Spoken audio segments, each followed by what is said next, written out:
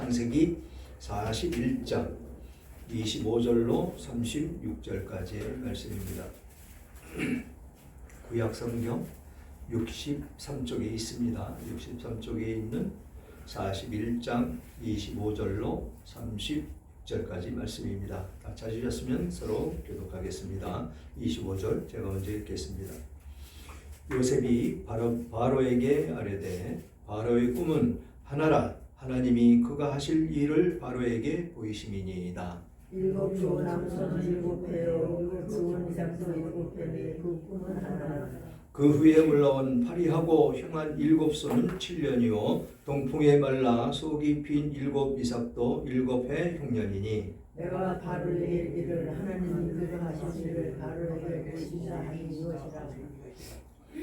온 애굽 땅에 일곱 해 큰 풍년이 있겠고 후에 일곱 배 흉년이 들므로 애굽 땅에 있던 흉년을 다 잊어버리게 되고 이 땅이 그 기분으로 망하니. 후에 든 그 흉년이 너무 심함으로 이전 풍년을 이 땅에서 기억하지 못하게 되리이다. 바로께서 꿈을 두 번 겹쳐 보신 것은 하나님이 이를 정하셨습니다. 하나님이 속히 행하시리니. 이제 바로께서 명철하고 지혜 있는 사람을 택하여 애굽 땅을 다스리게 하시고 바로께서는 또 이같이 행하사 나라 안에 강도관들을 두어 그 일곱 배 흉년에 애굽 땅에 5분의 1을 거두되 그들로 장차올 풍년의 모든 곡식을 거두고 그 곡식을 바로의 손에 돌려 양식을 위하여 각 성읍에 쌓아두게 하소서. 이와 같이 그 곡물을 이 땅에 저장하여 애굽 땅에 임할 일곱 해 흉년에 대비하시면 땅이 이 흉년으로 말미암아 망하지 아니하리이다. 아멘. 아멘. 오늘 제목은 요셉이 바로의 꿈을 해석하다 라는 제목으로 은혜를 나눌까 합니다. 사랑하는 여러분, 우리는 주님의 백성이지요. 하나님의 백성인데 하나님은 지금도 우리에게 말씀하시는 하나님이심을 볼 수가 있습니다. 언제나 우리를 향해서 말씀을 하십니다. 하나님은 그분의 뜻과 계획을 우리에게 알리시기를 원하신다라는 것이지요. 우리를 얼마나 사랑하시는지, 우리의 죄가 얼마나 심각한 것인지, 우리가 받은 그 구원이 얼마나 놀라운 것인지 말씀하고 계시기 때문에 그렇습니다. 그런데 우리는 조금 아는 지식과 경험으로 교만해져 있고 어느새 주님의 뜻을 구하지 않고 내 방식대로 살아보려고 할 때가 많이 있다라는 것입니다. 그렇지만 성도는 언제나 하나님의 말씀에 귀를 기울여야 한다는 것이지요. 나의 지혜를 과대평가하지 말고 전지전능하신 하나님의 음성 앞에서 겸손히 엎드려야 된다라는 것입니다. 요셉을 바라보듯이 우리는 그 요셉과 같은 그런 신앙으로 살아야 된다라는 것이지요. 그래서 애굽왕 바로는 아주 생생하고 분명한 꿈을 꾸었습니다. 하지만 아무도 그 꿈의 의미, 그 뜻을 풀지 못했다라는 것이지요. 당대 최고의 점술가들과 지혜자들이 모두 불려왔지만 아무 소용이 없었습니다. 애굽은 그 시대의 지식과 문명의 중심지였습니다. 아주 번성한 그런 나라였었죠. 그렇지만 이 세상의 지혜로는 하나님의 뜻을 감당할 수가 없었다라는 것이죠. 그때 하나님의 사람 요셉이 바로 앞에 서게 됩니다. 오늘 본문 25절을 보면 요셉이 바로에게 아뢰되 바로의 꿈은 하나라. 하나님이 그가 하실 일을 바로에게 보이심이니이다 라고 자신을 높이고 교만해지는 것이 아니고 오직 하나님만 자신을 완전히 낮추고 하나님께서 하신다라고 고백하는 이 모습을 우리는 본다라는 것이지요. 지금 이 정도 위치에 올라서면 교만해질 만하지 않습니까? 그것도 자기가 꿈을 해석해 주고 한 사람은 해석한 대로 죽임을 당했고 한 사람은 복직이 돼서 그 자리를 앉아 있는 그 상황 가운데에서 요셉의 그 예언한 대로 꿈을 해석한 대로 복직한 사람의 추천으로 해서 지금 왕 앞에 서 있는 이 요셉을 볼 수가 있다는 것이죠. 이때 사람들은 교만에 빠질 수가 있다는 것입니다. 하나님의 뜻은 온데간데 없어지고 자기 자신을 드러내는 그런 모습이 나타날 수가 있다는 것입니다. 언제나 우리는 겸손해야 되죠. 이렇게 하나님을 높이며 하나님께 모든 공을 돌릴 때 하나님은 비로소 사용을 하신다라는 것입니다. 교만해져 있는 자기를 드러내기 위한 그 사고와 그 방식대로 지금 바로 앞에 섰다면 하나님이 요셉을 사용을 하셨을까요? 절대로 안 하셨을 거라고 생각이 됩니다. 왜? 우리는 출애굽기에 거슬러 올라가 봐야 됩니다. 출애굽기에 보면 물이 없어서 투정을 부리고 원망을 하고 있는 그 이스라엘 백성들에게 모세와 아론에게 하나님이 명령을 하십니다.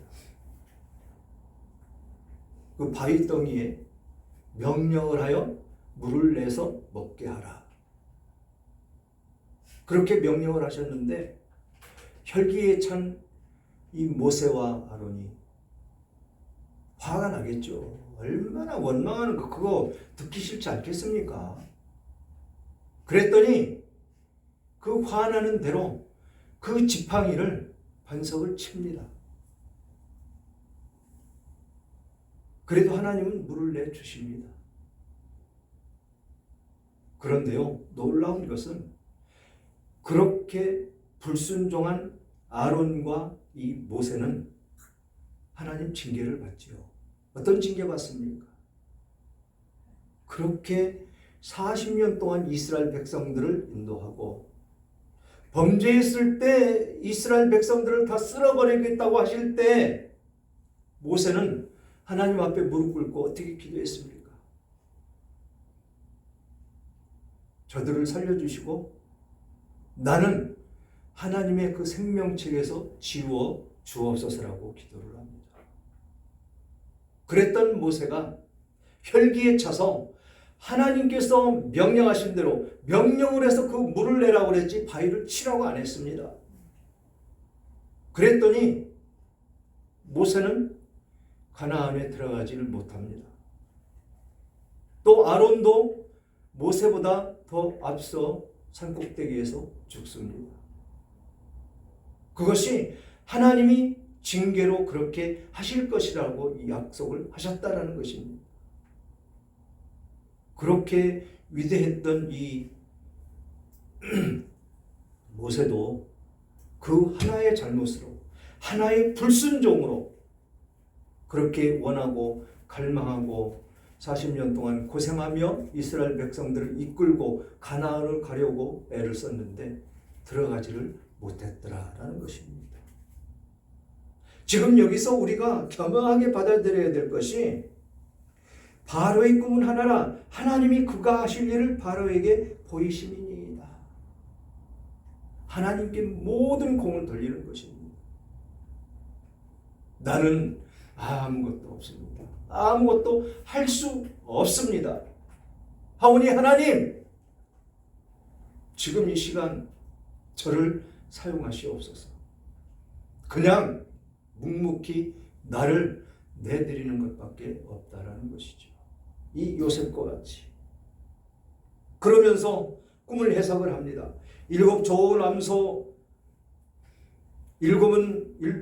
좋은 암소는 7회요. 7 좋은 이삭도 7회니 그 꿈은 하나라. 그 후에 올라온 파리하고 흉한 7소는 7년이요. 동풍에 말라 속이 빈 7 이삭도 7회 흉년이니 내가 바로에게 이르기를 하나님이 그가 하실 일의 일을 바로에게 보이신다 함이 이것이라. 여기서 또 하나님을 드러냅니다. 하나님이 하실 일, 7배, 흉년 7배, 풍년 7배. 그것을 하나님께서 행하실 것을 지금 바로 왕에게 미리 보여주신 것이다 라고 해석을 합니다. 이것이 참 하나님의 종된 모습이지요. 종은 주인이 시키면 그 시키는 것에 토를 달 수가 없습니다. 반박할 수도 없습니다. 그저 시키면 시키는 대로, 시키지 않으면 쉬면 되는 것입니다. 이렇게 하나님을 드러내는 이 요셉을 지금 하나님은 사용을 하고 계시다라는 것이지요. 그러면서 온 애굽 땅에 7해 풍년이 있겠고 그 풍년이 있겠고 후에 7해 흉년이 들므로 애굽 땅에 있던 풍년을 다 잊어버리게 되고 이 땅이 그 기근으로 망하리니 후에 든 그 흉년이 너무 심함으로 이전 풍년을 이 땅에서 기억하지 못하게 되리이다. 지금 7년 동안 풍년을 주니까 얼마나 풍성하겠습니까? 근심 걱정 하나도 없이 응청망청 막 쓰고 먹고 해도 나만 아는 그런 처지가 되는 것이죠. 그런데 놀랍게도 여기서 그 풍년을 다 잊어버리게 될 것이다 라는 것입니다.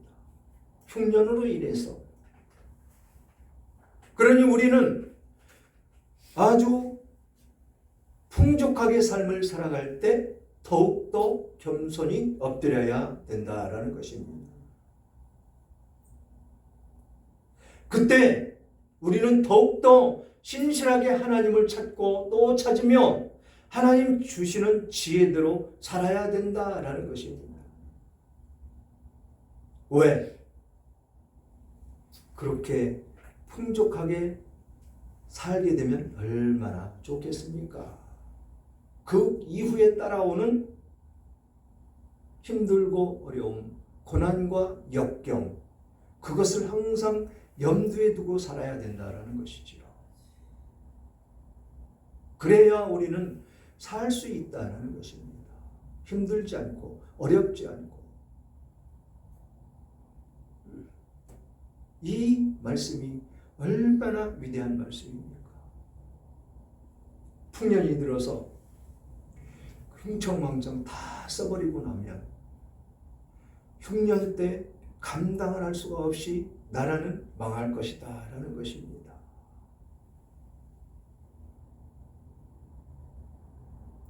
우리가 어땠습니까? 어려운 시절을 넘어가고 그랬더니 금융실명제를 만들고 금융실명제 만들면서 뭘 풀었습니까? 외국에 나갈 때 1인당 10,000불씩 가지고 가도 된다라고 풀었습니다. 그랬더니 그 정권 말기에 어떻게 됐습니까? 외화가 완전히 고갈되는 아주 부끄러울 정도로 땅바닥에 떨어지는 그런 일이 발생했지 않습니까? IMF. 너무들 잘 아시죠? 그때 사업했던 사람들은 다 고난에 빠졌었습니다. 실직하고 그 고난을 이기느냐고 얼마나 고생들 했습니까? 나라가 망한다라는 것이죠. 풍족할 때 지켜야 된다라는 것입니다. 얼마나 땀을 흘리면서 일궈놓은 대한민국이었습니까? 피땀 흘려서 애써서 그렇게 일궈놓고 올림픽을 치르고 나니까 이제 살만해지니까 나라가 망하는 것이죠.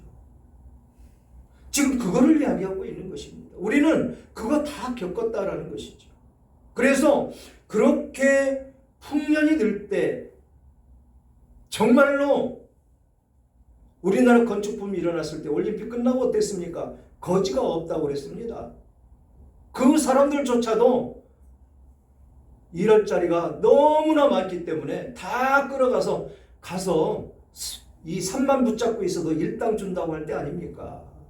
그렇게 풍족했던 나라였었다는 것이죠. 근데 삽시간에 IMF라는 것 바람이 불어오니까 어땠느냐라는 것입니다. 그때 은행들 통폐합하고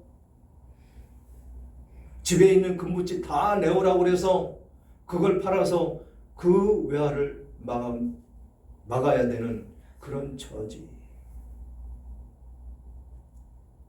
그게 바로 흉년이다라는 것입니다. 지금요, 좋지요. 주식 5천 올라간다고요?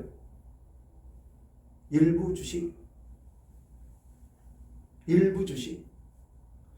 지금 개미들은 다 망합니다. 거기 따라 들어갔다가. 지금이 흉년이 들 때다라는 것입니다. 그 IMF 터질 때처럼 흉년이 들 때다라는 것입니다. 지금 잘 지켜야 된다라는 것이죠. 여러분들 지갑 잘 지키십시오. 흥청망청 그때 IMF 터질 때처럼 그렇게 열었다가는 정말 여기서 이야기하는 이 흉년의 7년을 이길 수가 없는 아주 나락에 떨어지는 그 모습이 될 수 있다라는 것입니다. 그래서 그 후에 든 그 흉년으로 너무 흉함으로 이전 풍년을 이 땅에서 기억하지 못하게 되리이다 라고 권면하는 것입니다. 그 풍년이 그렇게 들어서 풍성했던 그것을 그 흉년으로 말미암아 기억을 못할 것이다 라는 것입니다. 그러면서 이야기합니다. 바로께서 꿈을 2번 겹쳐 꾸신 것은 하나님이 이 일을 정하셨음이라 하나님이 속히 행하시리니 라고 이야기합니다. 속히 행하실 것이다 라는 것입니다. 우리가 성경을 보면 같은 단어가 연속해서 나올 때가 있습니다. 반드시 이룰 것. 아니면 그 말씀을 각인시켜주기 위해서 겹쳐서 말씀하시는 부분이 많이 있습니다. 우리는 그 말씀 안에 숙연해져야 된다는 것이죠. 깨달아야 된다는 것입니다. 그래서 하나님께서 이 일을 정하셨으니까 반드시 있을 것이다 라고 이야기를 하면서 뭐라고 권면하느냐면 이제 바로께서 명철하고 지혜 있는 사람을 택하여 애굽 땅을 다스리게 하시고 바로께서 또 이같이 행하사 나라 안에 감독관을 두어 7해 풍년에 애굽 땅의 5분의 1을 거두되 그들로 장차 올 풍년에 모든 곡식을 거두고 그 곡물을 바로의 손에 돌려 양식을 위하여 각 성에 쌓아두게 하소서. 대비하고 예비하라는 것이죠. 그거 없으면 망할 수가 있으니까. 이거 없으면 가정도 그렇고 회사도 그렇고 나라도 그렇고 망할 수밖에 없습니다. 그래서 요셉은 바로의 그 꿈을 해석하면서 7년의 풍년 뒤에 7년의 흉년이 올 것을 예언을 하는데 애굽을 향한 하나님의 뜻을 선포가 되었다라는 것입니다. 이미 하나님께서는 작정을 하시고 시행을 하실 것이다 라는 것입니다. 그렇다면 우리가 해야 될 일이 무엇이 있을까요? 지금 너무 좋지요. 그런데 지금 이때가 그때다라고 말씀을 하시면 우리는 무엇을 해야 될까요? 하나님의 말씀을 믿고 하나님의 말씀대로 순종하는 그것이더라라는 것이죠. 그리고 하나님의 말씀은 반드시 이루어지실 것이기 때문에 우리는 그 말씀 가운데 있어야 되더라라는 것입니다. 그러면서 36절 보니까 이와 같이 그 곡물을 이 땅에 저장하여 애굽 땅에 임할 7해 흉년에 대비하시면 땅이 이 흉년으로 말미암아 망하지 아니하리이다. 안 망하지요. 얼마나 위대합니까? 이 요셉이. 참 음성만 부리고 아버지의 사랑을 독차지하고 험한 일도 안 해봤던 이 요셉이 종으로 팔려왔고, 종으로 팔려왔는데도 그것으로 끝나는 것이 아니고 옥에 갇혀서 감옥살이를 하는 그 참혹한 그 상황 가운데에서도 믿음을 절대로 잃지 않더라는 것입니다. 아버지의 하나님, 그 하나님을 굳게 붙잡고 있다라는 것이지요.